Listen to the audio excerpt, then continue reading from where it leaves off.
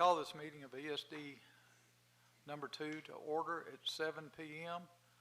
I do certify that there is a quorum present and that all due notices have been posted, and we are in session. At this time, I'm going to ask Mr. Biggers to lead us in a prayer and the Pledge of Allegiance to the United States and Texas flags.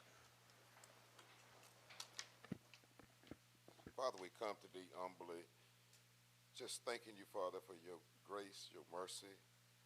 Come asking, Father, that you would forgive us for those things that we've done wrong and for the bad thoughts that we've had. Father, we come also showing appreciation for our first responders, Father, and ask that you would protect them as they go about protecting human life and property. Father, we pray for our city, for our state, and for our country.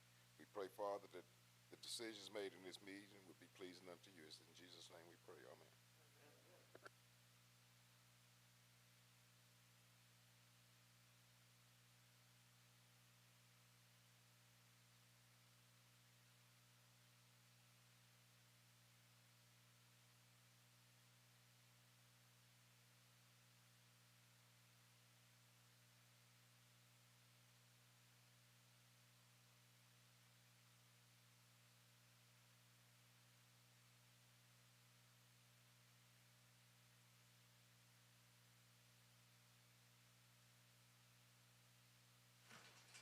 Okay. Item number 3 on our agenda is recognition of guests and special presentations. I see we have Jim Spire here from Christus, James Stefka from GMR, and Tony Hernandez from EMS, and I think also the board president from Noonday Fire Department is here with us. So thank you people for showing up tonight. Item number 4 on the agenda, public comments. Any individual may sign and provide form or request permission to speak. Comments to the board concerning matters are relevant to the business of the district. The time limit on each person's comment shall be 3 minutes. The maximum time allowed for public comments section of the agenda will be 30 minutes, and the board may not deliberate on items or matters not listed on the agenda. Do we have anybody signed up for public comment? I haven't received any. Okay. Having received none, we'll move on to item number 5, consent agenda. Receive, discuss, and take any next action on relating to the following reports. Approval of the Board of Commissioners minutes meetings for June 28, 2021. After review of those minutes and some minor corrections, I'd move that we accept those minutes as presented. Have a motion by Commissioner Dominy and a second by Commissioner Biggers to approve the minutes as presented with corrections. Any other discussion? If not, all those in favor signify by saying aye. Aye. Aye. Any opposed? Motion carries. All right. The June 2021 text distribution report.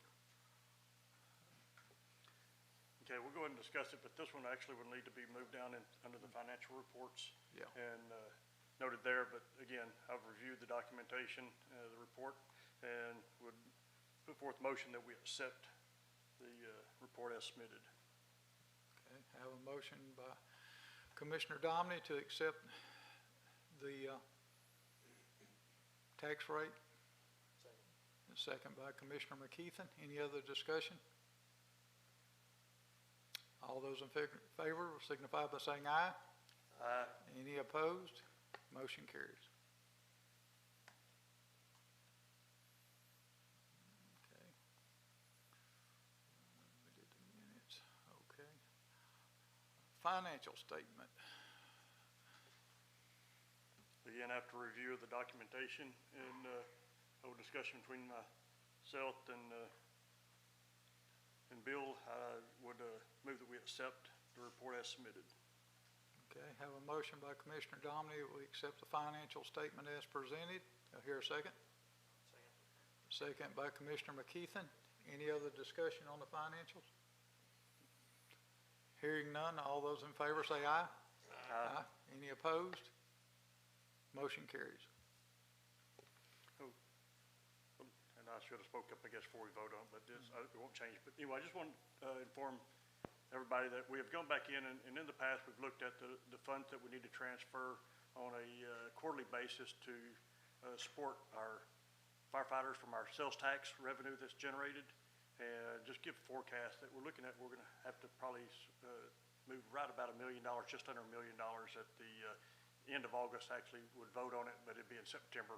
And it's just more just an FYI for everybody to anticipate that that's going to have to be done. Item number 6, discuss, consider, and take any necessary action related to the payment of bills, accounts, bills, invoices, payroll requests for reimbursement, requests for other payments, transfer funds, and amendments. You can all see the bills that have been submitted on the consent agenda.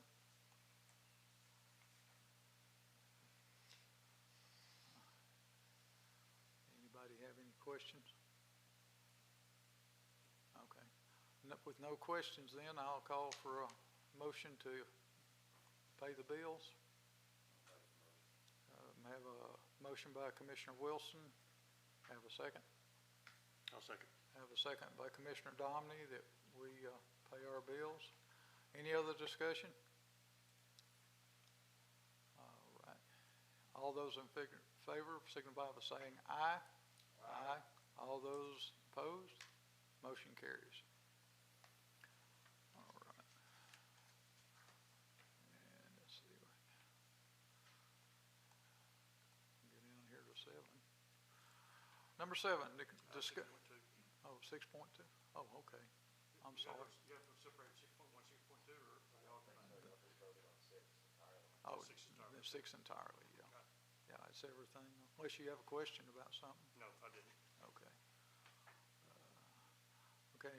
Item 7, discuss, consider, and take any necessary action on adoption of district organizational chart. Do we want to discuss that here, or we want to discuss that in executive session? Let's discuss in executive session, and if we need to take any action, we'll Come back out.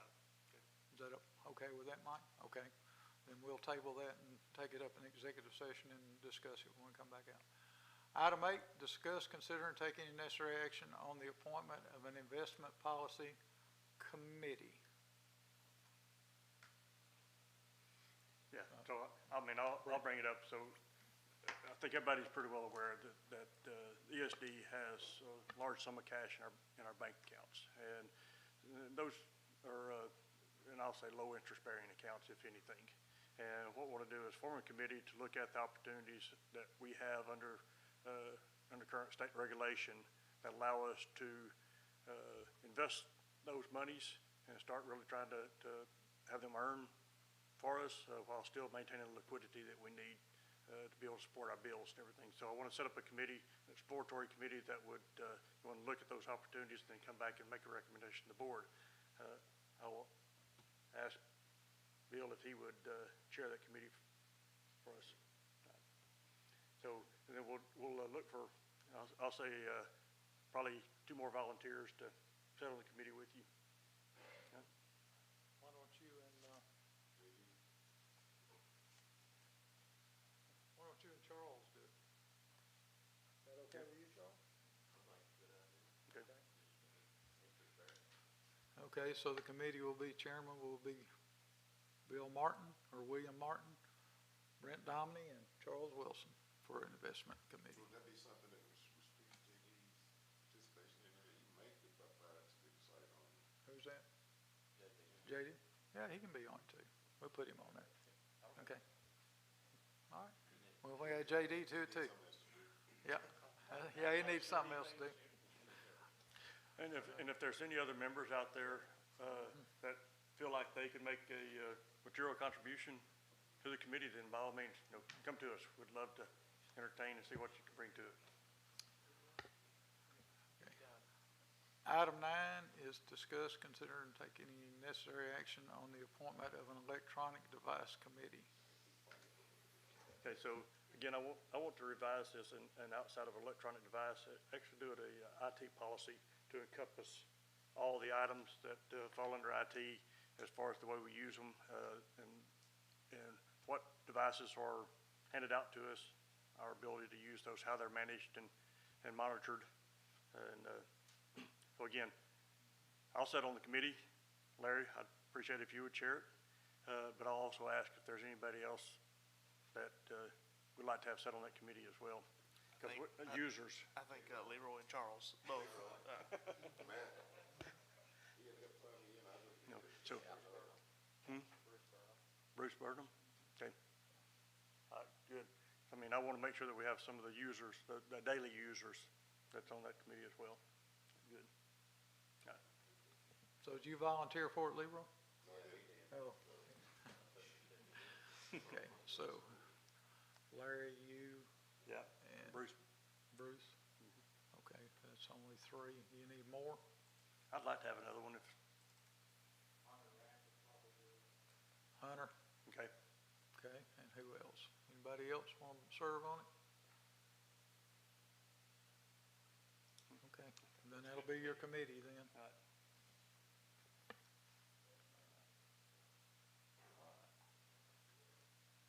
Moving right along, item 10, discuss, consider, and taking necessary action on completion of Flint Attack 2, Flint Attack Chassis Remount Project with all the quotes.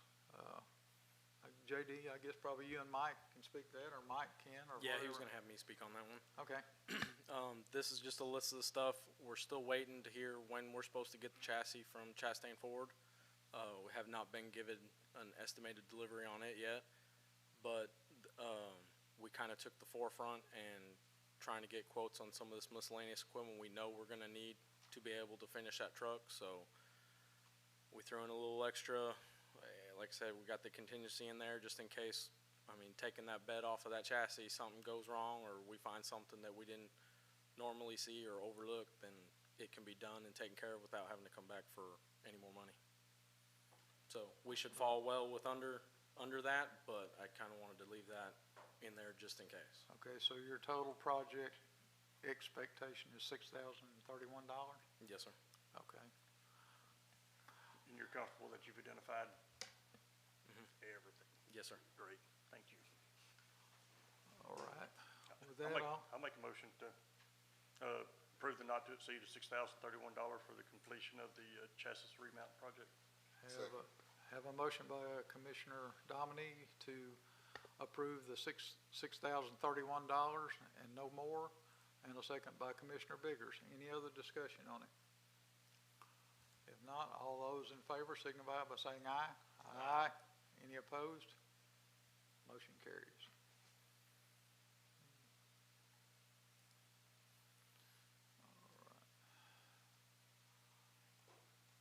Number 11, discuss, consider, and take any necessary action, adoption of first responder agreement. First responder agreement PDF is attached. Chief Clinton, since that's kind of your deal. Yeah, this is basically an update. We do have the document back from legal and clearance to proceed in the execution of the document. We did make a revision on the signature page, and so what you have there as a PDF has actually been slightly changed, and I have copies here for you if you need it. It was just signatory related to the current fire chief. Other than that, there were no changes in the document, and we're prepared to move forward. And again, legal has approved it. Yeah. So to do this, and just so everybody will know, there's no cost to us to it, right?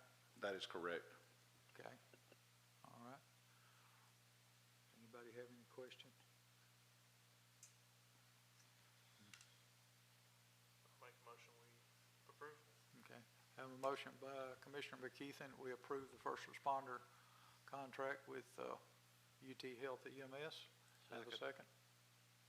Have a second by Commissioner Wilson. Any other discussion? All those in favor say aye. Aye. Any opposed? Motion carries. Item 12. Discuss, consider, and take any necessary action. Employee health, dental, vision insurance renewals for 9/1/21 benefits, and I guess JD, is you gonna talk about that? Yes. Okay, so our insurance policies renew September 1st. The, the health insurance has gone up. They had 102% usage of the plan, so it is going up $36 per employee per month. The the dental insurance is going up $2 an employee per month. The dental's not going up at all. The renewal happens on September 1st.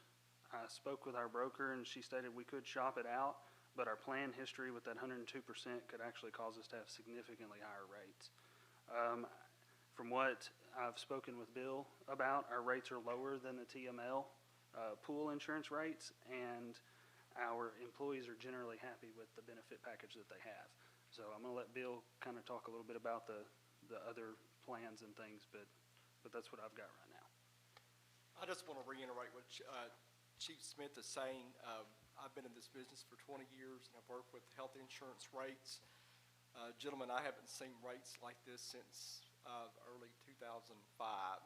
So it's, we are seeing significant increases. As he mentioned, the history of the plan, my concern is if we go out and shop this, that we're going to see significant increases in rates. So it would be my recommendation that we move forward with approving this re-rate. Okay, thank y'all. Any other discussion or question? So it is incrementally about a 5% increase for the employee contribution. Yes, sir.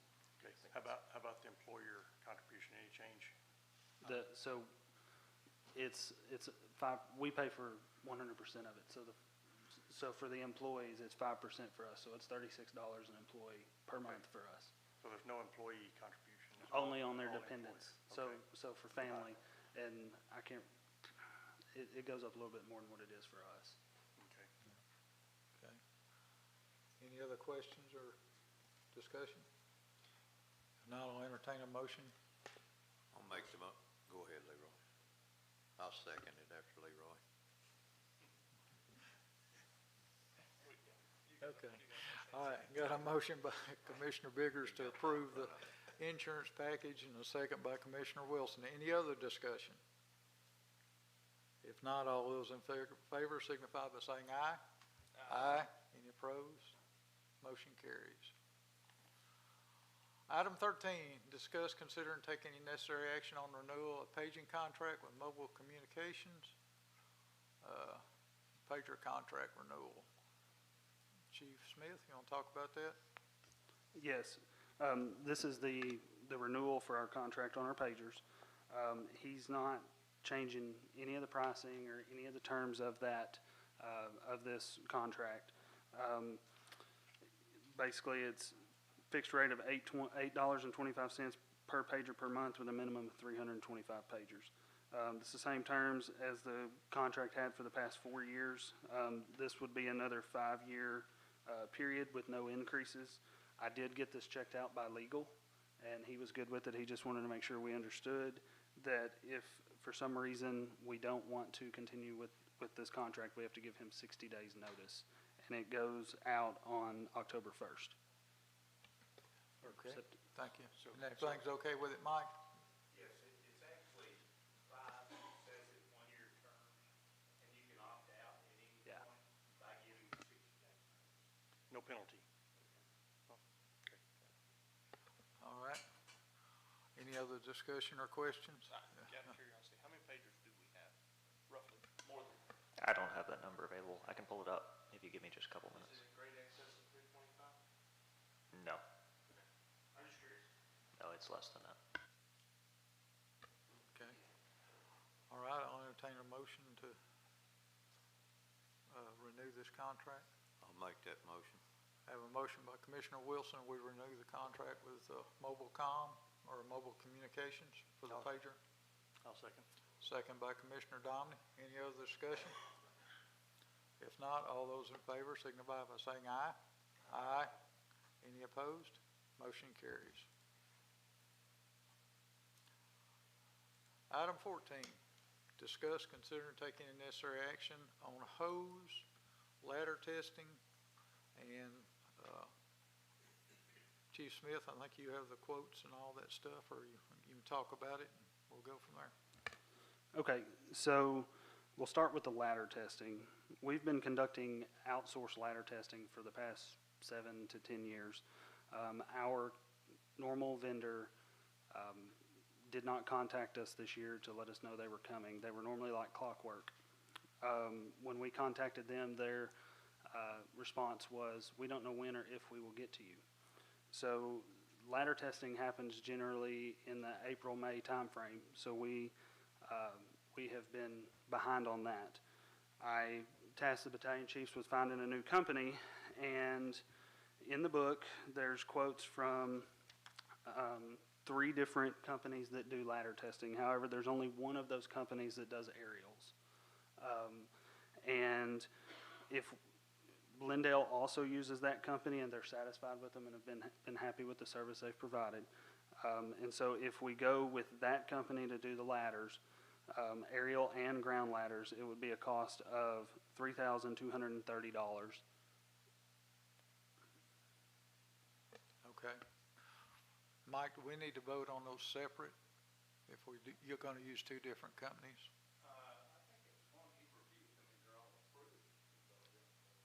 Okay, all right. Okay. Okay. And as far as, since we had the hose testing accident, we've been doing some research on what it would take to have a company come in and do hose testing for us. We had 3 competitive quotes, and the recommendation is to use Waterway at 18 cents per foot. We have approximately 76,500 feet of hose in the county. This price would include testing and reloading of the hose to our satisfaction. So we take the truck to them, they take all the hose off, they test it, they put it back on the truck. It removes all the liability of the district for hose failures and for accidents while conducting the hose testing. The price for that would be $13,680. And if we did both of them together, the price would be $16,910. We have to take the apparatus to them, just where? So they'll come here to the county, and we'll set up just like we've done for ladder testing, we'll set up 2 or 3 locations. And so we'll take the truck from the station to that one central location. They'll do it all, then we'll take it back to the station. We usually do a north and a south. Okay.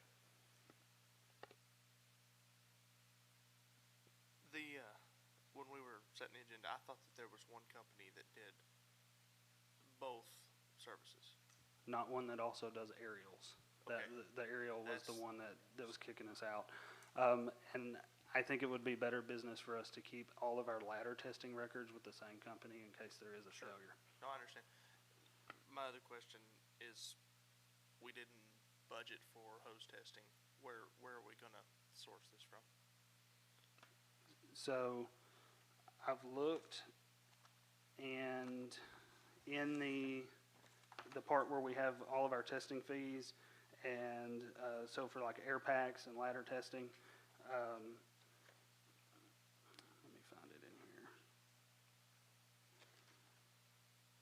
Okay, so for ladder testing, we budgeted $3,900, which this ladder testing company is actually cheaper, and we've still got a little bit in that budget line item. We will probably end up over a little in the testing and inspection because we still have possibly another month of air quality samples. So that's asking you guys how you want to proceed at that point.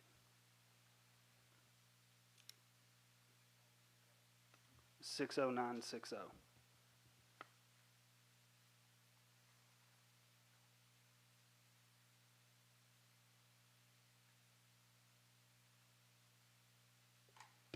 Okay, as of this month, we had a total budget for testing and inspection for equipment at $40,500.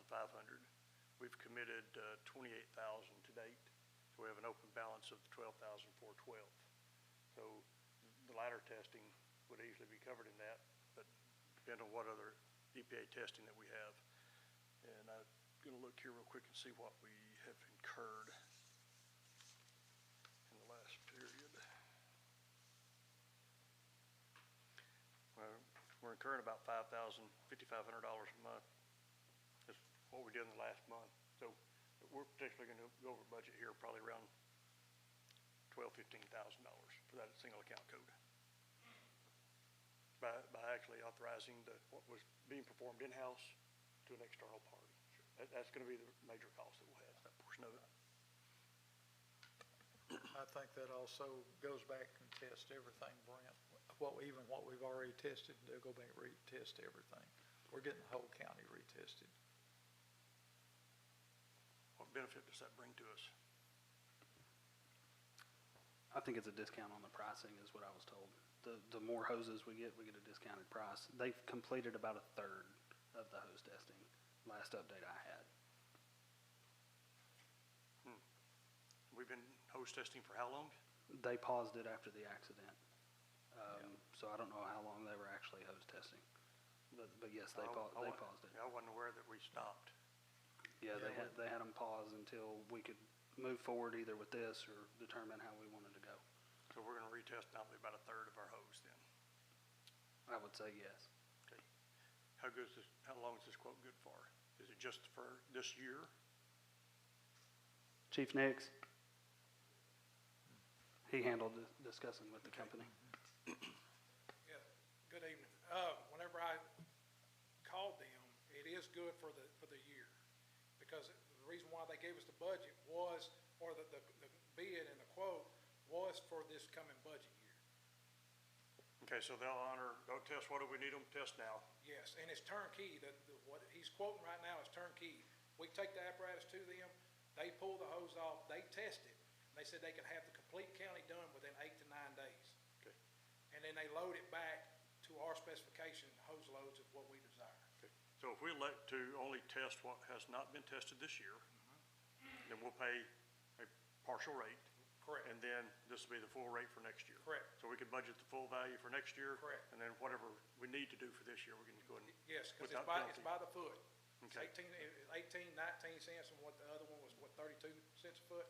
Yes. And so that's what it would be. It would must be the hoses that needs to be tested this time. Okay, so our budget wouldn't be blown quite as bad then if we don't retest the first third. So that's up to, I mean, risk assessment I know is gonna be playing into that, so you just have to make a recommendation. But as far as what we're gonna set for this, I think we'll be okay. Are we satisfied with the hose testing ability that we've done thus far? Yes. Okay, so then, yeah, I'd say only do the other 2/3. So who all's been tested, Joe, you remember? Red Springs has all been tested. Dixie has all been tested. Flint Grisham, they didn't do the cross lays. They did all the 5-inch. ARP. So, Those have been done? yes, sir. Okay. I mean, I understand that the reason that we haven't gone and ordered new hose and all yet, because we're waiting on this testing to be performed. So I think we need to, yeah. So how do we need to, we don't have it in front of us, so the rate's gonna go up. No, rate doesn't go up. So they'll honor the 18 cents even if we do less footage? Oh, I'm sorry. It was, yes, that's what was quoted to us for the 79,500 feet of hose that we had. But it should be, did you contact them again after me? It should be just by the amount of foot of hose that we've got. It is per feet. Yes. It's 18 cents per foot. Yes, Regardless of how many feet we do. yes, So we could do 1,000,000 feet or 10 feet at 18 that is cents. correct. Okay. And like I said, this is turnkey. All right. The only one that was not turnkey was the 32 cents quote that we got, and that's where we was actually using our personnel to help and assist unloading and loading back. Yeah, that's, Sure you don't want that one? No. Okay, I understand. All right. Any other questions or discussion? Can I Thank you, throw Chief. something into the conversation? Go ahead. One thing that I have a concern about is that by doing a partial, a big part of the plus to doing this is not only the reduction in liability, but a true capturing of the hose inventory, proper numbering, and data entry that creates a true measure of what our inventory is. And I feel as though if we do a partial on this one, that could be something that comes into play as it relates to budgetary conversation for hose replacement. You know, I'm wondering if we wouldn't be better off this year finishing out what we've started, and then this next budget year jumping into a full deal so that we create a new database. That would be my only thing, is that I feel like if we do a partial, it could get a little confusing. So, and I think we're all headed down the same path here. Just make sure that we'll make a motion to complete the testing this year at the agreed rate of the balance of the hose to be tested. And then next year, we'll do full testing of all hoses.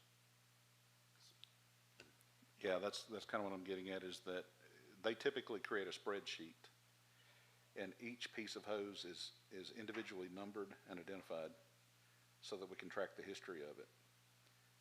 For example, if it was, you know, involved with some type of a hazardous event or something, we can label those sections, and those would potentially be removed from service, that kind of thing. But it would help us budgetarily in the replacement schedule. It would help us to know the full inventory of the district for sure.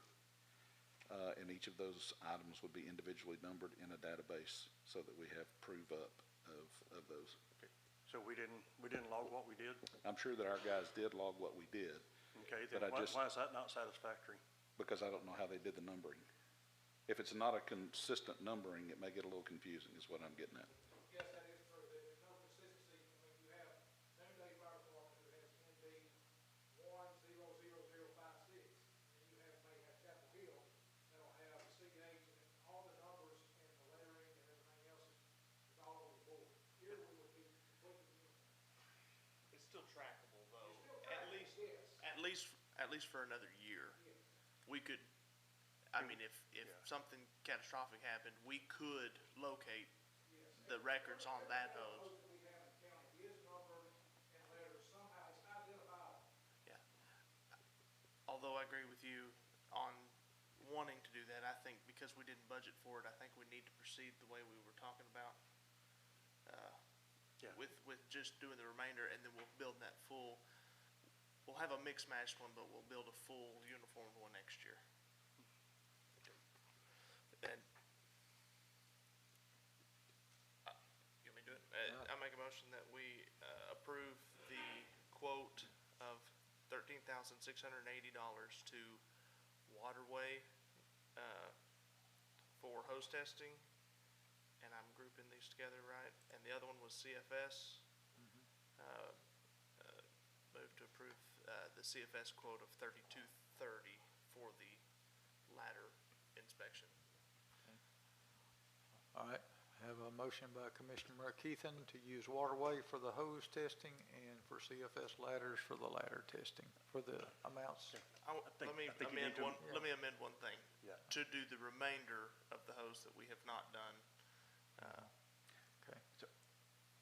I'm gonna recommend that we change it to say that we're approving the 18 cents per foot Yeah. for this year. I retract And mine, next year. and Mr. Domini's gonna make the motion. Okay. Okay, Commissioner McKeithen retracts his motion, and we'll go with another way. Okay.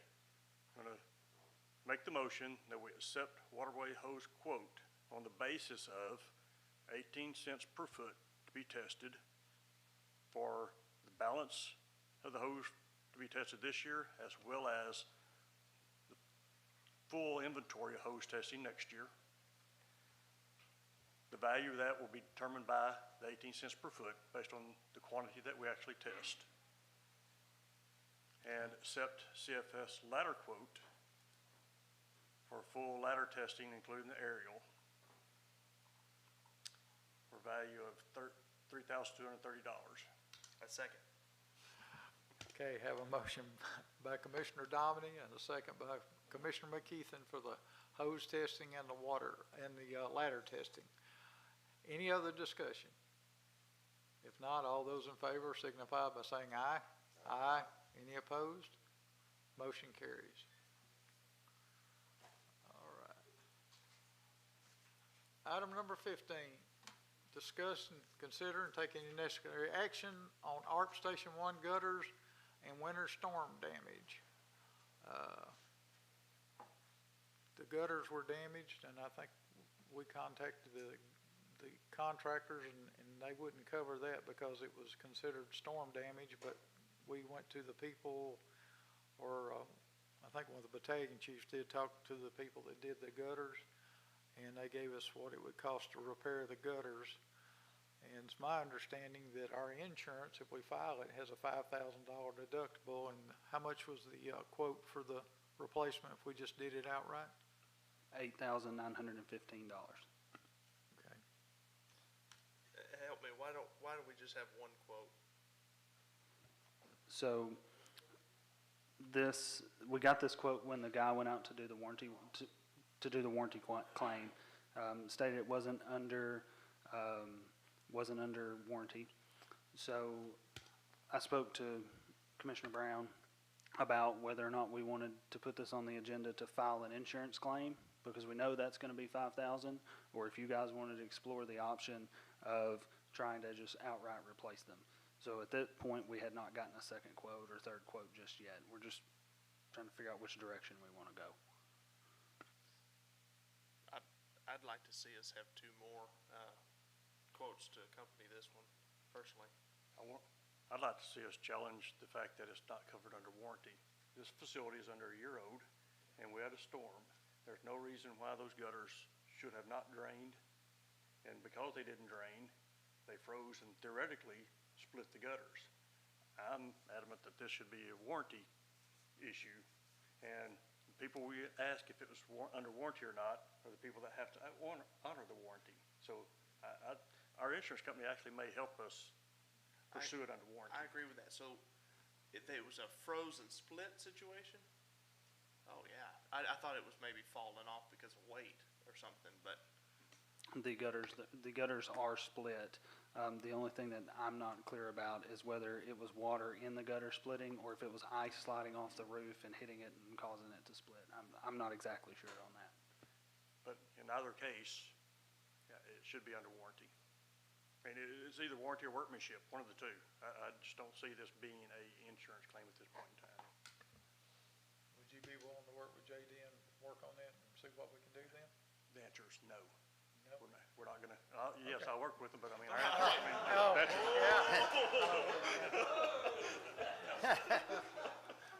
Well, that's one reason we wanted to put it on the agenda tonight, so we could discuss and see which path we actually wanted to go down with it. Because yes, I'll work with you on it, but Okay. I think we're headed down the wrong path with this.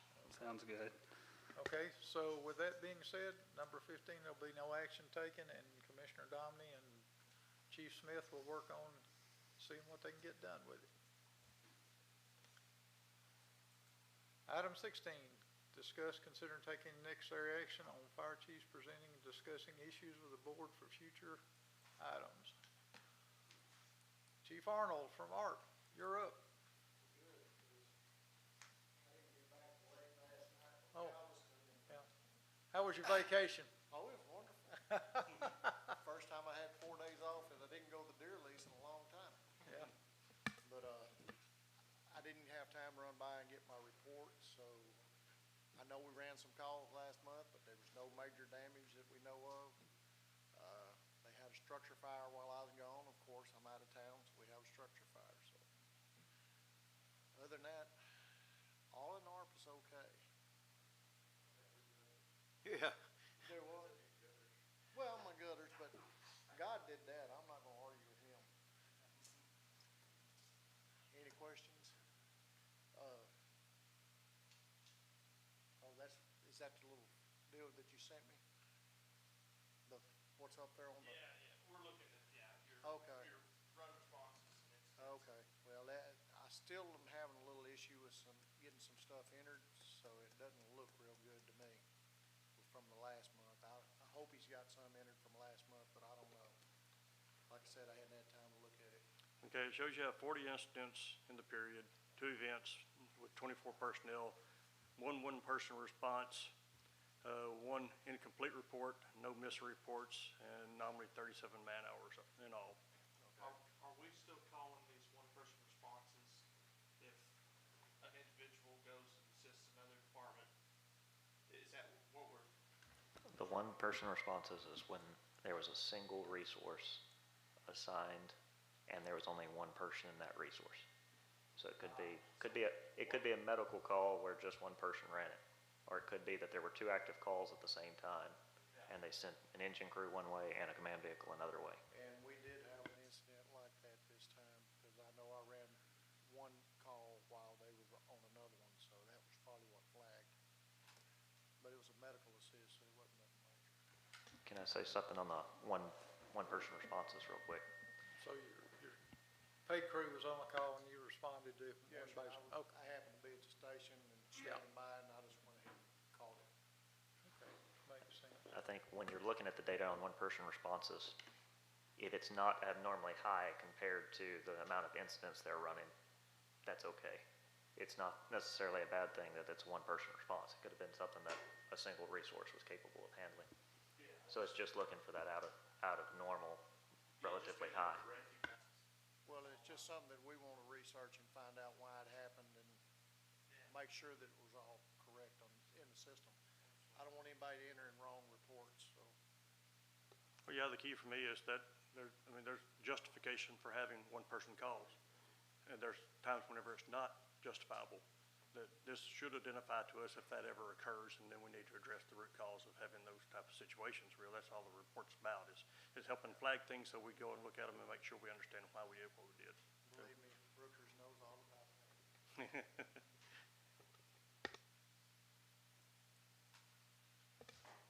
Thank you, Chief Arnold. Right. Bullard, Good evening, guys. I myself am returning from vacation. Haven't had much time to drill down into the numbers. They look real similar to ARPS as far as 40 incidents, about 30 man hours. Gonna have to, I guess, beef up putting in our events. I think we've got a lot more activity and a lot more life going on than what's reflected in the reports themselves. I'm aware of 2 meetings with trainings. I got 2 at A&M right now. We did puck training. We got puck training coming up so we're getting our in-services. They kind of fell apart. Yeah. So, and I haven't got a report on how that went. And I used that report to make my hit list of what all's going on those reports, and I'll be able to hopefully clean the books up, get some of those off there that are incomplete and missing reports. Been aware of some murmurings that apparently there was some duplicates that were in the system at some point, so we should be able to get that cleaned up for you. Did y'all have any questions specifically for me? no? All right. Well, I appreciate y'all doing this. It kind of does help kind of keep a running tally. The further we get away from the run report actually call occurring, it gets harder and harder to really capture what happens. So I think 30 days is a good time frame to be able to report back exactly what occurred and capture that and get it in the report. So thank you guys for getting this started. Chapel Hill?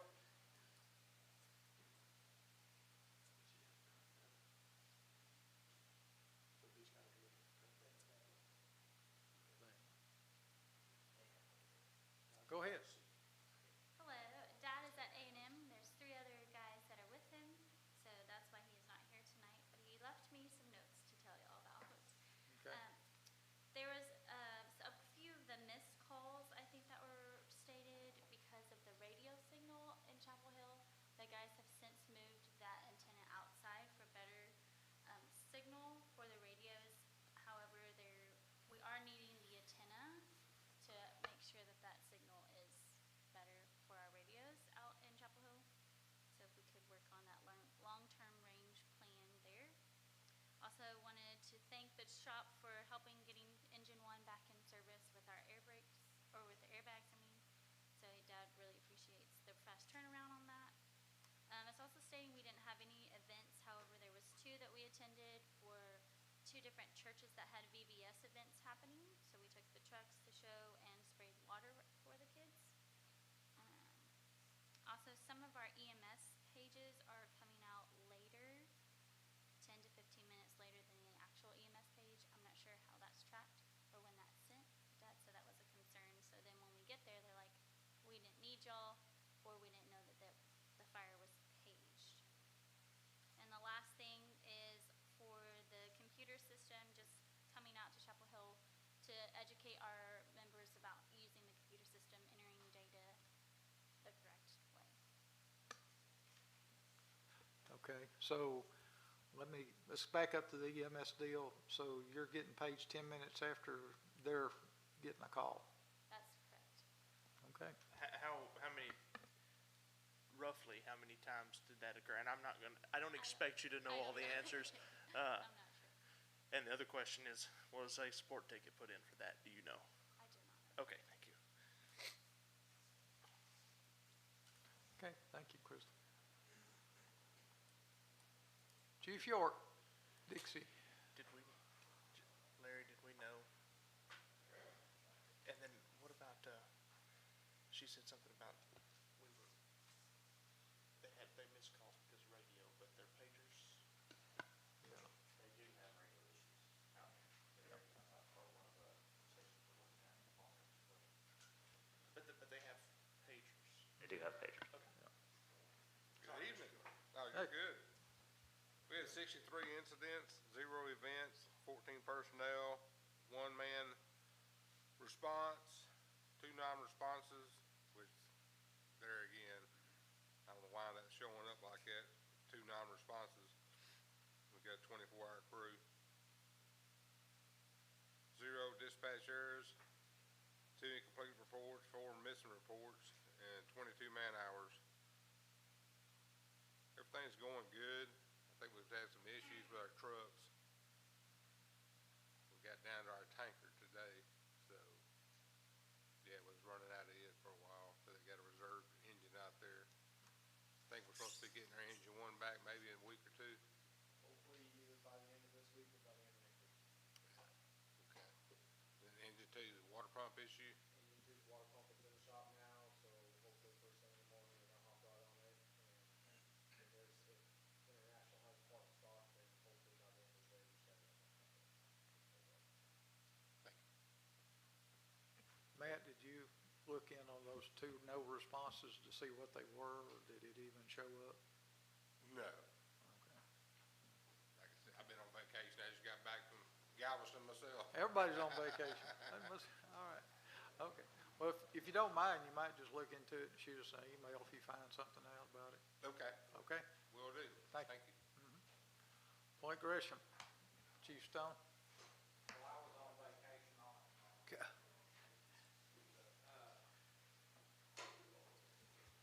And Brent, I'll go ahead and say it. I don't know why I got 10 one-person responses. I did have Hunter kind of look that up, and he was saying we had no one-man responses. So I don't know where that information is different. I might have to sit down with Larry and Hunter, and we're gonna have to figure it out. Because, like I said, I don't know why it's 10. But anyway, we had 4 events, 2 department meetings, 1 training event, 1 public service event. Got 4 at A&M this week, or TEEPS. Been pretty busy with the Long Range Planning Committee. And speaking of that, Make some Mac notes. reminded me, Matthew, do you know, have you selected the 2 committees? I have everything, and JD went on vacation, so I needed his help.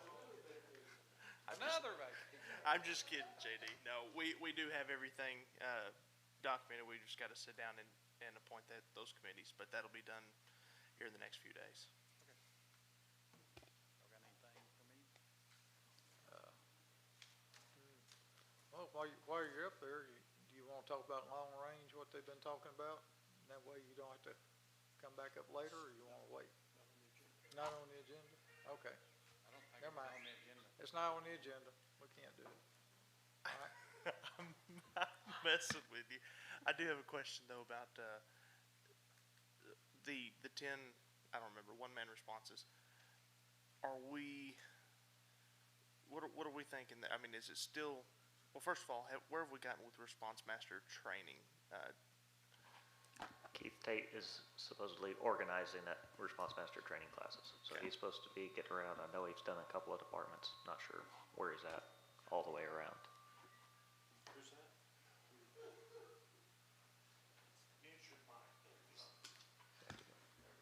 Thank you.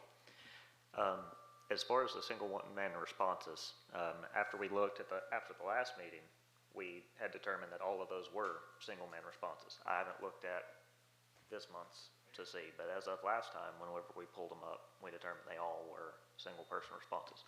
Most of them were one truck went to one call, another truck went to another call, or a power line's down and they have somebody sitting there babysitting a power line.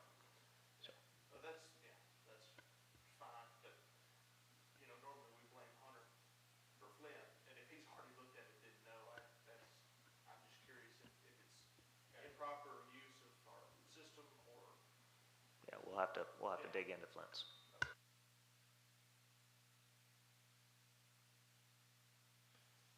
Jackson Heights? Okay, they're not here. Noonday? Chief Harper?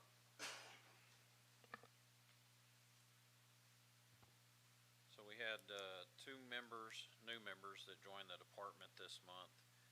We had two members that completed Fire Officer 1 and one member that completed Fire Officer 2. We currently have two members that are at the TEACS annual school. Myself and Assistant Chief Barnett attended the TEACS annual expo yesterday, looking at the different vendors and speaking with those individuals. Our individual thermal imaging cameras that they came in, those were purchased from a grant, so each person that goes in, entry personnel, the cameras are on their pack, so each person has their own individual camera. They can use it. It's got a flashlight on it. They can take pictures.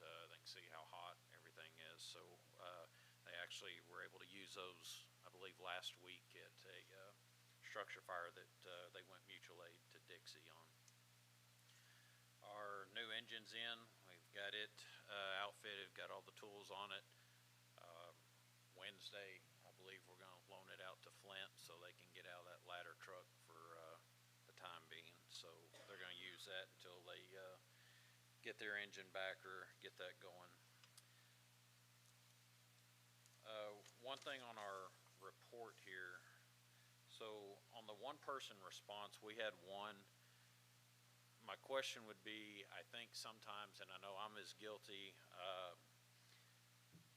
if I get in the vehicle, sometimes the tablet, it says it's hot and it shuts down, so I will check en route on my phone and it shows myself POV. I think what's happening is maybe since we are a 24/7 station, maybe and it might just be a training issue, the lieutenants or whoever, instead of sometimes checking in on the apparatus tablet that's assigned to that apparatus, they might just do it from their phone. So it just shows that one individual is actually going to that call versus the apparatus. So that's just my 2 cents, what I think it might be. As far as we had one no response, I think that might be just maybe we were toned out for a fire alarm, and before we could actually check en route, maybe we were canceled and it's showing a no response. Like I said, once again, that's just my 2 cents. The only other thing I've got here is on the man hours. So I wish that my name example, so it's saying that I've got 3 hours for the whole month of June, which is probably more close to 60 hours with when you factor the calls, the time at the station, the committees. I wish there would be a way that we could actually, as chiefs, maybe clock in with our badges so we could actually keep an accurate time of how many hours we're actually spending, because I guarantee I've spent more than 3 hours at the station for the month of June. Other than that, that's all I've got, unless anybody has any questions. Anybody have any question for Chief Harper? All I know you spent more than 3 hours there, because we spent 3 hours in one session, so. Right. All right, thank you, Chief. Red Springs, Getting my two one-person calls. One was the blocker and the other one was the medical that they were assisting Chapel Hill and Raymond ran one up by his house. So that's my two covered. Other than that, we've been doing good. I do want to appreciate Chief Land. He helped me out this last week over some stuff. I was out for surgery. And then also the paid staff has been doing a great job every weekend. Pretty much here lately, they've been doing a training, and my guys have been going down there and doing training with them at Fuller's, doing education training and stuff. That's a big help. It's a big help. They're working together. They're doing good together. And then I guess the last thing I got, tomorrow at 10 o'clock, the 5-ton truck will be in its final inspection. So that should be a check coming back, $20,000 check within the next, I'd say, month or so back to here. thank you, Chief Salmon. Troop, Chief Mauger.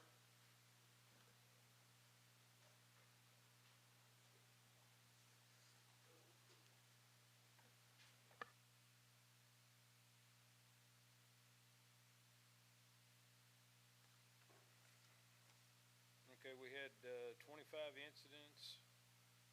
There was 4 one-person responses. We have set up a deal at night where one person runs on the medical calls, and that's basically what about 90% of our calls have been this last month is medical calls. We had one pretty serious traffic accident where we lost one person in it. The no responses, I think a lot of that is they're paging us out and then canceling us right away, and nobody's going. I mean, you get the page 1 minute, and the next minute they're paging it out and cutting you off, just saying nope. We've got 16 personnel. It says I've got 2 incomplete reports, but I don't believe that because I've made all them up. We've got 1 member that I'm waiting on their stuff to come back so that I can tell whether they're going to be on the department or not.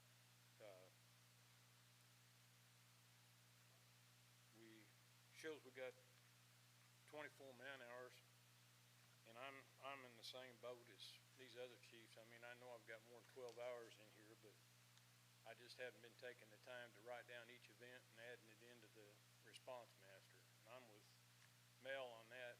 You know, if there's some way that we can clock in when we do this stuff, it'd sure help us a lot. Can I speak to the clocking in Sure, thing go real ahead, quick? Larry. So we talked about this several years ago, and it got shot down because it made them look like employees. So I don't know if y'all want to try to wait till the HR person gets here again and have that conversation again. But that's been what's happening is they shoot it down because if they're clocking in, clocking out, you're tying to productivity, and it made them look too much like employees. Let me ask you this, can you set them up just in a single group as volunteer chiefs and put that under that heading? I can, but it was recommended at the time that we didn't allow them to clock in or clock out because of it made them look like employees.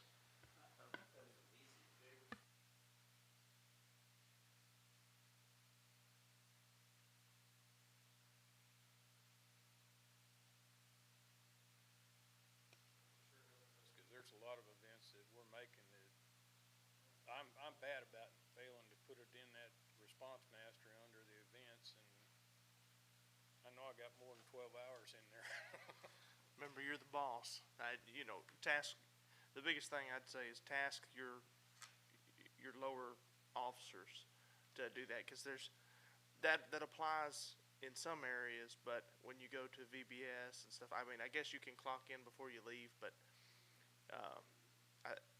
I'm almost with Larry, because I don't know what all is involved. I mean, is there details on what they do and stuff that has to be entered in there with that, or is it just purely tracking hours? On events, they can optionally upload attachments, and they leave details and categorize what that event is.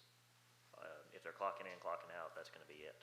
Yeah. The other thing is if they're clocking in, clocking out, it's only gonna be for the chief. So it would help during some of the administrative tasks, but probably not for events. Well, and we're gonna have, Are we calling these long-range planning committee, is that an event, or is that a? I would say that's an event.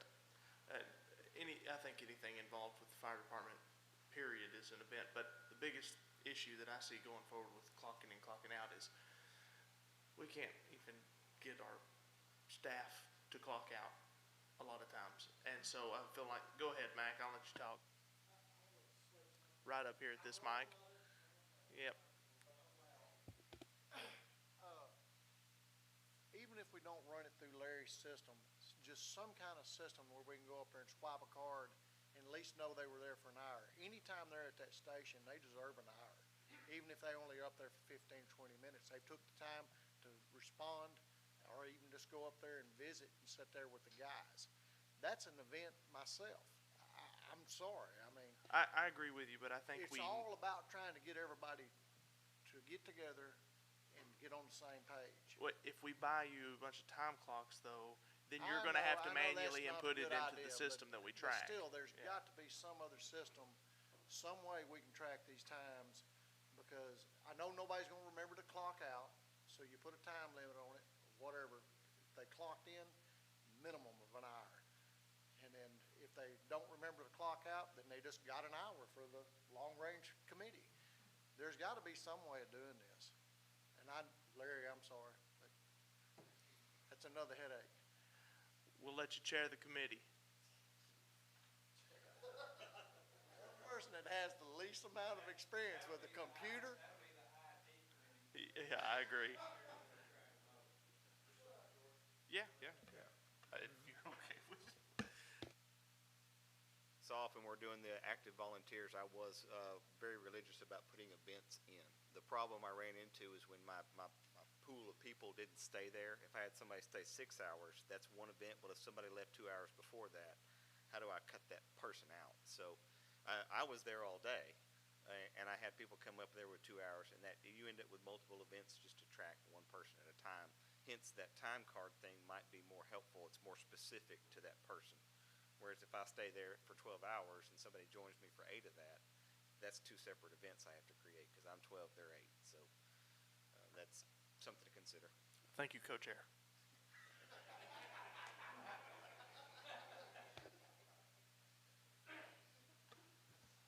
Okay. Anybody here from White House? I know. Yes. Okay. Yeah, Chief Champion had surgery, so he wasn't able to make it, but he's doing good. He's recovered. Kind of busy in White House here recently, but all in all, doing pretty good. I don't think he had anything special going on that he needed to talk about. We have put on, I think, 3 new members we're waiting on background and drug screens on.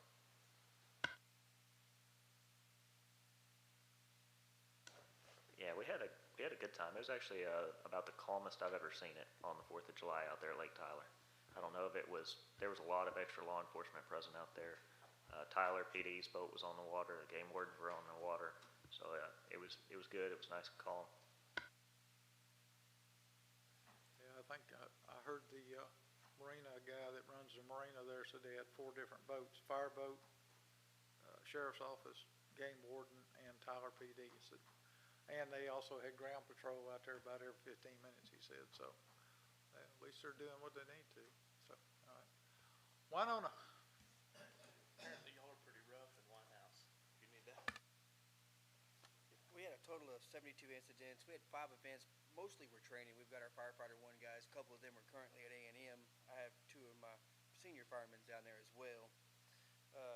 As far as the 1-person responses, it's probably going to be a lot more of our medical calls because you don't want an engine running clear across the district hot for a fall. The no responses, I do recall having 2 no responses between that 7 to 8 o'clock area where we're going to work. It's kind of hard for us to get folks out there for that. The rest are probably going to be the fire alarms being canceled for the veterans home. That happens quite frequently. They have some dementia patients that love to pull those things. As far as our reports, we've got 2 incomplete reports and 1 missing report. The 2 incomplete reports are now completed, and the 1 missing report is the MVA on I-20 on Friday afternoon, so. Unless y'all have any questions for me. I have a general question for Larry. When did the chiefs get this documentation? The one they're holding, they got tonight. On a normal month? On a normal month, they usually get it Thursday, Friday before the meeting. Gotcha. So isn't this information available all the time to them? It is. They can, they'll go to the reports tab, and I'll let Larry kind of talk about that a little more. The biggest thing I'm getting after is I'd like, and not to pick on any one, but I'd almost like the answers to accompany the data that they have prior to, just, well, I'm not sure, I'll have to check, and then we don't follow up from the previous month. So as long as, I know it's available to them, but if we say, we're gonna check through the Friday before, and I'm looking at you, but I'm talking to everybody, I'd almost like to know,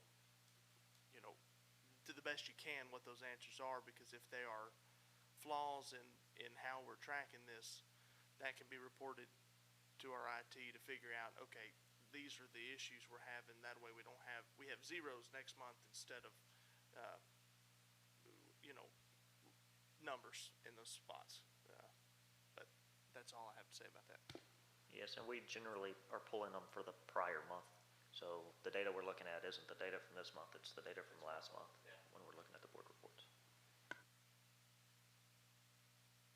Yeah, because the report that I thought we were looking at was through June 30th.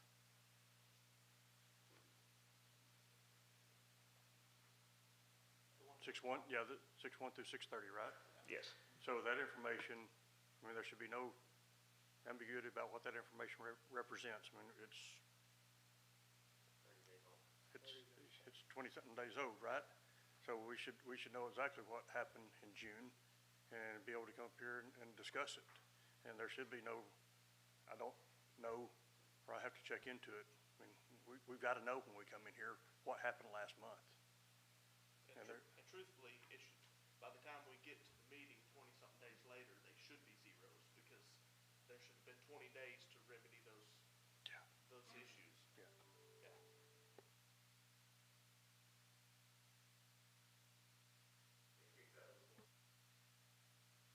Yeah, I think so. Thank you, Co-Chair. All right, we'll move on to staff reports. Fleet maintenance, Mike? All right, well, it shows we've accomplished or completed about 46 or so work orders, and of course numerous issues that were never recorded. Currently we're working on, we had noticed that we weren't getting any PM notifications for our current apparatus, especially the ones with the people that are actually going on to Response Master and entering their daily checkoffs. We noticed for a couple months we hadn't gotten any notifications on new PMs, and I got with Larry and we got that issue sorted out, and of course that popped up about 160 PMs. So we're currently working hard to get these PMs caught up, on top of all the other current breakdowns that happen on a daily basis.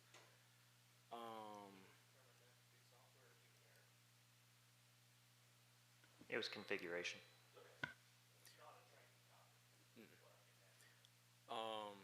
I'm in the middle of, I'm going back together with White House's tanker's pump, so hopefully, if we can get some of these other issues resolved and I can get some time spent back on that pump, hopefully within the next week or two, I should have that tanker back in service. Dixie's engine 1 repair has begun from Rush. Cummins is supposed to be out there tomorrow to cut the deck of the block and chamfer the bores so the new sleeves will slide right in, and then they have all the parts there to be able to start going back together. So they've been giving me an estimated time of either late this week or sometime mid next week to be done and complete, and we'll have that Dixie engine back in service as well. We completed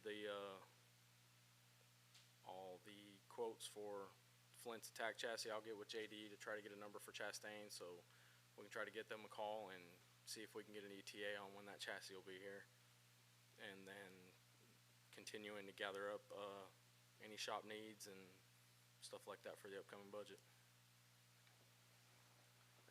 Mike, out of the 46 work orders that you have, I mean, can you categorize them as major and minor, or something, give me an idea of what level of effort goes into your 46 work orders? Yeah, we could probably do that. And the reason I'm asking is that, and I'll use the White House tanker as an example. I mean, that White House tanker's been out there for a long time.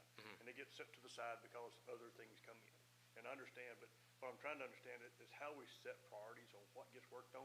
You know, just because something comes in and it's a quick fix, does it really justify pulling off the tanker to go do it? Or should we concentrate on getting this one apparatus done after so long? So I'm trying to get an idea of what's taking your attention, and what's moving you around, and see if we can find a way to have enough information to try to start, setting a different level of priorities and what we want taken care of and how. I mean, right now, I think that should pretty well just left whatever you think at the time, and sometimes the squeaky wheel gets the grease, but is it always justifiable that you do? That's really what I'm asking. And of course especially with the number of apparatus, I mean, we've got over 100 pieces of rolling apparatus in this county, and there's 2 of us, 2.5 people in the shop, so, I mean, it's a lot to keep up with. I don't think he's blaming you at all, and I think that, IT support tickets have I guess, an automated priority level. Like if it affects just me, it's a low priority. Is there an automated, or do y'all set that? When the work order gets submitted, I think the people submitting the work order can select a priority level. So if a lieutenant or somebody is putting in a work order, say, they hear a loud noise and they notice, like a couple weeks ago, we'll take Dixie's engine 2, for example, one of the rear brake jumps had cracked, so they heard a pop and it went out of service. Well, that would get set as a high priority. Sure, I got you. I think the biggest thing would be identifying frontline versus reserve apparatus and level of damage. Well, and for Dixie, it is priority number 1. Sure. But is it priority number 1 for the district? Right. And that's what I'm driving at, is that, so if we're allowing the people that turn in the ticket to set the priority, then that might not necessarily be the best way to do it. I think we need to look. And I don't know if maybe we need to get on, I know we worked a lot on this work order system, but I don't know if we need to move over to something, to a setup that IT and logistics has, that they're using that AdServ software. So that may be something to look into. Sure. But the biggest thing is just, I mean, a lot of information comes in, and there's not a lot of us to try to resolve all this information. And I'd certainly rather you have a wrench in your hand rather than sit behind the desk and a mouse. Right. But at the same time, whatever automation we can do to make your life easier, I think that we need to be trying that. Anybody have any more questions for Mike? Okay. Training Division report, Chief Clanton. Okay, I provided a little bit of a different document for you this time. It's in the bottom of the stack right there. There you go. Straight to the point, basically what our contacts have been, how many hours we've been teaching, and things of that nature. I'm going to refine that a little bit and do a better job reflecting volunteer hours or VFD drills at night, and et cetera, and so you can expect that in the future. We have partaken in a number of different projects throughout the month. We've been doing our ICS tabletop exercise, which is expanding control and management basically for large events. We've been doing that with the paid staff, and that'll be filtering down as we move forward this next month to nighttime drills. We have another project we've been working on with an individual by the name of Todd Edwards. He's a nationally known speaker in the fire service. And we kind of have a joint project that we've been working on with that. UT Health has agreed to sponsor. And it is specifically for first responders dealing with various types of special needs, whether it be autism or whatever. Basically some education on the best ways to communicate and interact and to provide some amount of comfort for these kids and young adults. We have that scheduled for September the 24th at Flint Baptist, and we're going to invite the region to participate, be paramedics, law enforcement, fire personnel and the families of these children. And kind of have an interactive conference style type thing that we do in the afternoon on the 24th, where we meet them, they meet us, and we kind of establish some relationships and give some exposure for our first responders as it relates to that particular topic. So some pretty awesome things coming down the pipe with that. We've been working hard on budget, and we have an additional budget meeting with our training committee scheduled for the 3rd of August at 6 p.m. at the ESD2 office. And we'll be reaching out to our training coordinators in the individual departments to see what needs they have and would like to add into the budgetary process. We did start the Target Solutions program. We moved over, I believe, July 21st. So we no longer are using the CentraLearn platform. We did capture all the data from CentraLearn, so if anybody's worried about losing their hours, they will not. We have them. But we are up and running with Target Solutions now, and emails have gone out to everyone that is on that system. We worked through a hiring process for part-timers, conducted the physical agility, and then submitted the background and drug testing for 10 folks off of that list. And we also have submitted a number of volunteer applications that needed to be addressed. So those are currently in process for background and drug testing, and we should have some results in the coming week. We worked hard there at the air show. That was a good event. Thought it went well.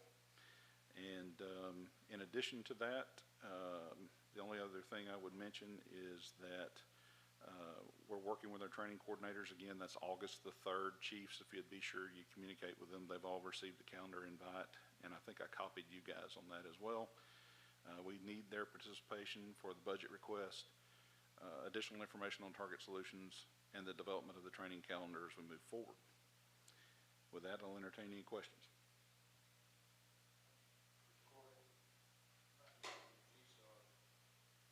Yes. Also, I don't have the specific dates in front of me, Chief. Will you help me with that? 21 and 22 of next month. Okay. So I think I sent an email out to everyone on that. It's GSAR, Ground Search and Rescue. We're trying to get that program back up and running.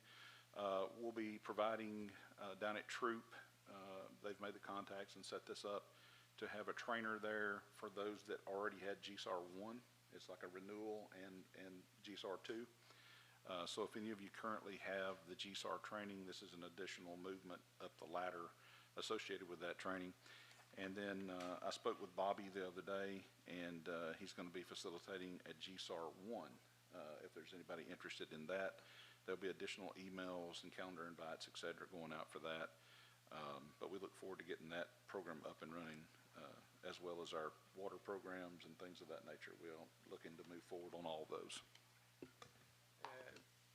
One good thing about GSAR, and I'll just tell you this, the other morning I was at home and I got a call from Chief Jackson of the Sheriff's Office. They had an Alzheimer's patient that had wandered off in the woods. And I'd seen him earlier, and we were talking about the child that had got lost down at ARP, and I just told him, I said, we've got some people that have been trained in ground search and rescue, and he remembered that, so he called me, so I called Chief Mauger and just told him, because he kind of spearheaded that, I think, and with him and Chief Clanton, they were getting ready to do it, but they found him before we could get out there. But I think he's going to be working with Corey, and Corey's going to work with him and let him know what resources we have to help them out, so they're not just totally alone out there trying to do a grid search and everything. So anyway. All right. Finance report on the budget schedule, and expense reallocations. Bill, we'll let you do some talking now. All righty. Commissioners, I have provided y'all with the schedule of what we're anticipating on the budget. I guess I should call it a tentative schedule at this point in time, depending on where we end up with our tax rate calculations. We have received our certified roll. We've received that today. And we will be working with the appraisal district and the tax office within the next week to come up with the no new revenue and the voter approval rate calculation. Once we receive that information, We will have to provide information on our website as of August the 7th about the tax rate information. One thing that's still a little bit fuzzy is by the 10th or the 11th, we have to provide the board with information regarding our tax rate. We're not sure if that's going to have to be done in a formal meeting or if it's something that we can just provide to y'all in an email. Chief Smith and I talked to someone at safety today, and there's just not real clear direction about how that information has to be communicated to the board. So we're still kind of working on that piece. And once again, we've got numerous dates in here. I know that we had tentatively set a budget workshop for August the 14th. We're hoping that we're going to be able to continue to work with that date. But we won't know that until we actually get the calculation of our no new revenue and voter approval rate on the 3rd. So there's a lot of tentative dates in there, and I apologize for that. It just is what it is at this point in time, and we will keep y'all abreast of what's going on and where we're going to have to move through this process. I don't anticipate at this point in time us exceeding the no new revenue rate or the voter approval rate. So that's going to put us in a really good position, but I can't tell you that 100%. But I think we're in really good shape at this point in time. And once again, I'm being a little bit redundant, but we will keep everyone informed of where we are at with this process. As far as around communicating the rate to the commissioners, let's just go ahead and plan on having the meeting. Let's err on the side of caution and just go ahead and call a special meeting to communicate that information over to us.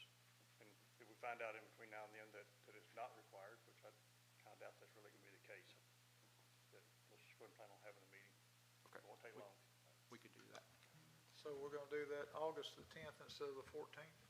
Well, that's the moving piece because we don't really know what all information that we're going to have to provide to the board. Okay. So let me find out, I mean, we can go ahead and schedule the meeting, and then let me find out if we can just provide the tax information to the board at that time rather than having to present the tax information and the budget at the same time. I'm really hoping that we can continue to use that 14th date so that we can have a little bit more time to work with the budget.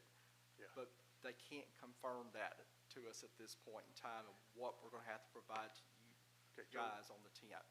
So we'll need to put in a notice normally about the 7th for the meeting on the 10th. And let's set that meeting up as the tax rate. And there's nothing to say that we can't discuss the tax rate and the budget again at a later date. Let's just go ahead and get that first step out so that we understand what the tax rate's going to be, and that'll help guide us on what the budget can support. Okay, I agree. Okay. All right. Expense reallocations, Bill. Upon my arrival, there were staff was working on various expenses that need to be reallocated when the items were initially expensed. This occurred during October the 1st through May the 31st. There were a number of items that were expensed incorrectly on the general ledger. And so we worked through, Chief Smith and I worked through this and several other staff members to go through the general ledger to determine what had been expensed incorrectly. And so in June, we did an entry to reallocate those expenses to the accounts where they belong to on the general ledger. This information tonight is a summary of that activity. There were approximately 200 entries that needed to be made to reallocate these expenses, and this is the net effect of what they were. So just to kind of give you an example, I'm not going to go through every one of them unless y'all have questions about it, but accounting fees on an overall basis of all the entries that we made, our accounting fees decreased by $41.98. that money had to be reallocated somewhere else in the expense structure of the general ledger. So that's kind of the concept. Of course, anything that's a positive number was an increase to that particular line item on an overall basis.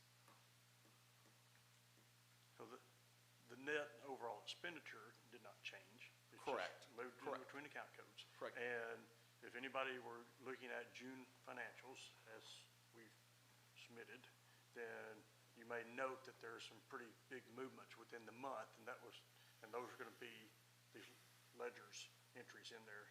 So you may not have an expenditure of 30,000 in capital purchases in the month. Actually, when we went back in and made the ledger changes, is really what this all accounts for. And we do have the support if anybody has any questions about what makes up these numbers, so. So all 200 entries were logged, so you know Yes, sir. exactly what you Yes, did, sir. yes. Okay, good, thanks. Okay, thank you, Bill. Chief Information Officer report, Larry. We've been pretty busy doing the interviews. We interviewed a lot of candidates. I'll have our recommendation to y'all in closed session for hiring of a new candidate. I've been training Brent for his new position as a IT Tech 2. He's coming along quite well. A lot of our time was spent on budget and policies. We did get our budget request submitted to the Long Range Planning Committee. I'm missing information from chiefs and districts for the website as well. So if y'all haven't get with me and we'll try to help build you something. And we assisted the training division with the conversion to the new training CE platform. Unless you have any questions for me, that's all I have. OpenGov, and it's transferred, but that's the only reason that we're behind schedule. It's not because of them, it's just because we were in the process of hiring Bill. Okay, I just wanted to make sure. That's correct. And what do we need to do to spur the chiefs? Okay, just checking.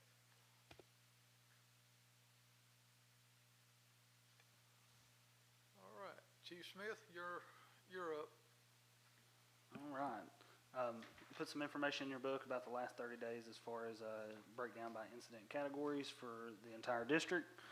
As far as me, I've been sitting in with the Long Range Planning Committee, and I will continue working with the group. I feel like we're working well together. Information is flowing freely back and forth, and I feel like that's going really well. Bill and I have been working on the budget and the Senate Bill 2 requirements, as he spoke about with the timelines and things such as that. One thing that I have received back from legal is the lease agreement for the property at Dixie. He made some changes, and I'm in the process of comparing those to make sure that I understand where that's going.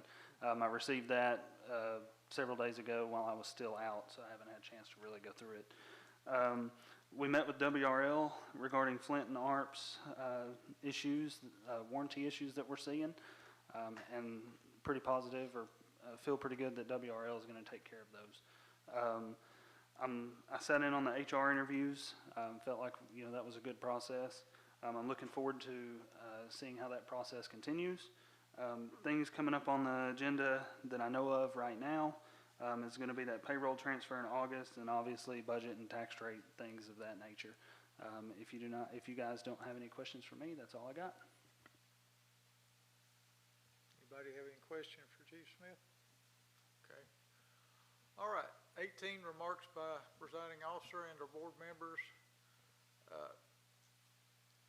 Guys, last board meeting, I told the chiefs that if you didn't have your reports completed like you would, that you wouldn't get your stipend, and there were some that didn't get them. But since then, there's been some issues come up. So here's what's going to happen. The Wednesday before the board meeting, you need to have all your reports done. Larry will run a report on Thursday, and that's what we'll go by. Okay? The Wednesday before the board meeting, the following Monday, is where we're going to do the cutoff. Now, if it's a paid staff that needs to get something done, you chiefs need to let the battalion chiefs know, but when you do a battalion chief, I want you to carbon copy Chief Smith that you sent that battalion chief an email saying, hey, I got some of your paid guys that didn't do a report. That way he can track it, and we've got a good handle on it. And there's no misconception of somebody doing or not doing what they're supposed to do. Okay? So, with that being said, you know, we're just trying to be fair about it. This works both ways, you know. And I'll tell the battalion chiefs too, if you got guys that are not doing their reports, you need to get them done before if they run a call, they should do a report right then, not wait till the end of their shift to try to catch everything up. I mean, it's not good. And we get a lot of information off those reports, like what our save and loss ratios are that people want to know about. That's the only way we can compare of if we're doing good by all the money we spend to make sure we get everything we got, you know? Our representative did not relay that to me. He didn't? Can we make sure that the chiefs that are not here tonight get that same message? Yep. Yep. I'll ask Chief Smith to send out an email to all the chiefs about that, and y'all can remind them too. And chiefs too, you need to tell your assistant chiefs you're gonna be out of town. Y'all need to step up and take care of this stuff if I'm not in town. Yeah, yeah, okay. Well, I mean, he should have stepped in and got the reports done for you or whatever, you know, so, anyway. I can't think of anything else. I know we got some items to put on the agenda, and, anybody else have any comments? Leroy? Charles? Matt? Okay. Go ahead.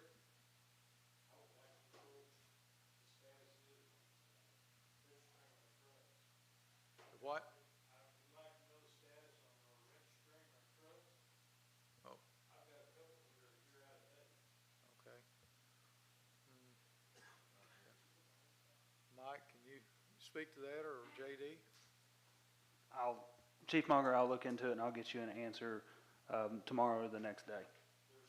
Yeah, I'll get an answer out to all of you. I know he took a stack the other day. Again, I haven't crossed his path, so I'll find out and I'll get back to you in the next couple of days. Mike, or go ahead. No, well, is that something we track in PMs that haven't, is it something we track at all?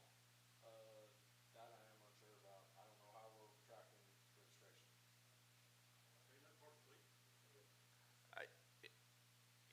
Yes, but I feel like that should be added into the PM section, or. It's in apparatus. We could also put it in checkoffs.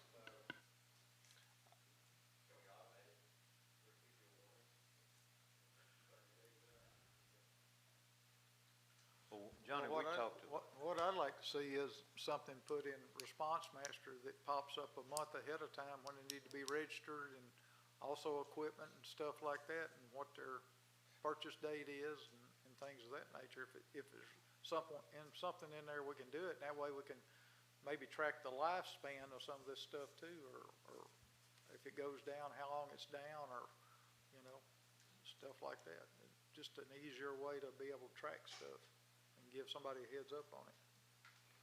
Can we do something to help Mike out on getting his inspection certification where he can do those out there? We talked about that in the past. Have you got anything you can tell us about it?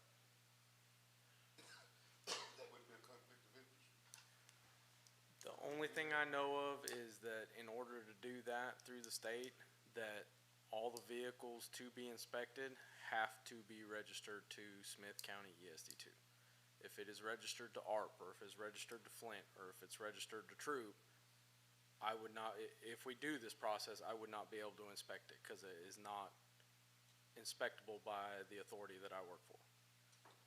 JD, do you have any total on the trucks that we don't own? That we don't own? That could be inspected by him? I don't have that information in front of me tonight.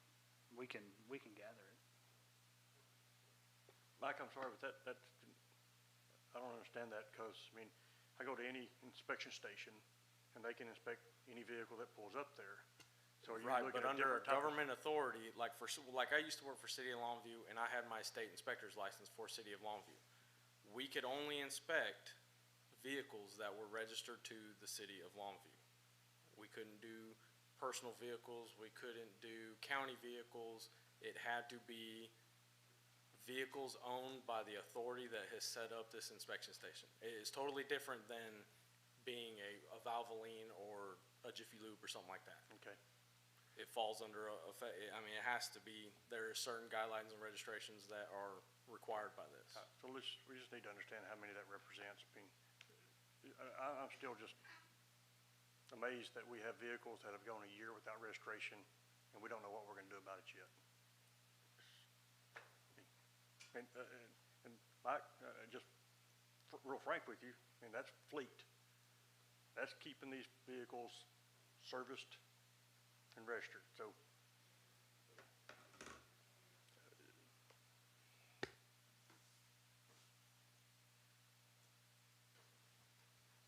Anybody have anything else? Johnny, I'd like to put on the next agenda about auction out the remainder of the vehicles for auctioneer to auction them off. We have sitting out there, you and I and JD and Trotty and several more were there, try to clean up that yard out there. They've been sitting there a while, and we've got an old generator Mike says we can put in auction, and we've got an old four-wheeler Red Springs used to have and several other items, and set it up and get approval by the commissioners like we did before to auction them off. Why didn't we do that last time? I think Mike told us one, nobody bid on it or something, and these other two came in. Yeah. It got bid on, but the person who had the highest bid on didn't respond back. Right. Oh, okay. But we've acquired these others since then. Okay. But, bring that up and get approval on it, and I guess JD and them will have to get, well, Trotty knows what they need for an auction, he can bring it back to us. Just make a note, JD, we'll put that on the next agenda, and we'll bring the items that are to be auctioned off and get approval from the board to auction them off. And I had a couple other items. One other item is when we met out there to kind of clean up the area, we visited with Mike on the new pump unit out there. We definitely need a building over the top of it, and I think Johnny and JD and myself and Mike, a couple more were there, Trotty, and they measured for the building, and I gave you a copy from Brewer that built our overhang for the antenna and the plow and several other things. But do we need to go out for more than one bid? I know that we've got one. We talked about closing in that open building out there for all our supplies, and you came up with something about Flint's old station, putting them there and just looking at the building for the pump station, because basically what y'all said, sitting out in that sun doesn't do it any good. What is it again? It's, And what was that for? What did we do with that? For doing pump testing on apparatus. Pump testing. it's been sitting outside since we bought it brand new, and it doesn't do any good. Well, Charles, since you kind of headed this up, yeah, go ahead and get 2 more bids. We I'll got do it. one. If you'll get 2 more, I we'll have will. 3 competitive bids. Okay. And hopefully on the other item is on Sky Ranch. I'm kind of disappointed. I've visited with the CEO and the president and the director up there, and I know they're in the middle of getting all their kids registered for summer camp, 2,000 or 3,000, and I've talked to the vice president several times, and hasn't called back like he was supposed to 3 times, and so I talked to Johnny about it, and we've got a number of people up in that Garden Valley and Jamestown and Highway 80 area that's kin to the Hammonds up there. Chris was one of our firemen, I think, with the association and so forth, but Mrs. Hammonds has been several of the meetings, and she's going to talk to all of her husband's kinfolks up there, and somebody out of the group, she said, might possibly donate us 2 acres kind of in the center of Jamestown. That's about midway between 80 and Garden Valley. So would y'all like for me, if she comes up with those people's names and numbers, see if we could set up a little meeting, maybe myself and JD and Johnny could go up and visit with them and see if any of them would be interested in that. And we may get a call from Sky Ranch tomorrow. I know they've been real busy and out of state, but, if I do get a call, all that information, I'll notify Johnny and JD, and, would y'all like for us to just have that as a backup in case Sky Ranch doesn't do it? Maybe somebody in that family would donate a couple acres for us. Charles, We could go up with, as a little group and visit with them. She's gonna get the Yeah. names and numbers, of all the family members. That's kind of your area up there, so I'd go ahead and get all the information together that we can, Okay. because, you know, those folks hadn't had anything up there since this thing's been formed, Right. so, outside of, Van and Minneola and Lindale responding to them, so. I know they hadn't had a fire department up there in probably 80 years or never, other than the people we have to assist. So I'll let y'all know, and that's all I had. Okay. Any other commissioner have anything they would like to say? Okay. At this time, we'll convene into closed session. The board will convene in closed session in accordance with the Texas Open Meetings Act, Texas Government Code 551.071, 551.072, and 551.074. No action shall be taken.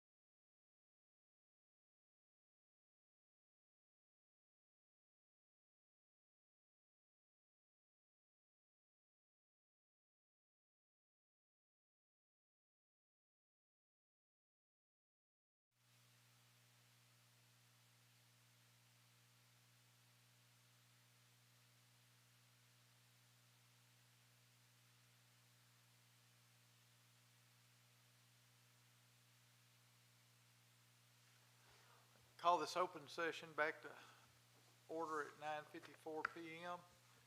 And item 21, discuss, consider, and take necessary action on personnel and employment for ESD2.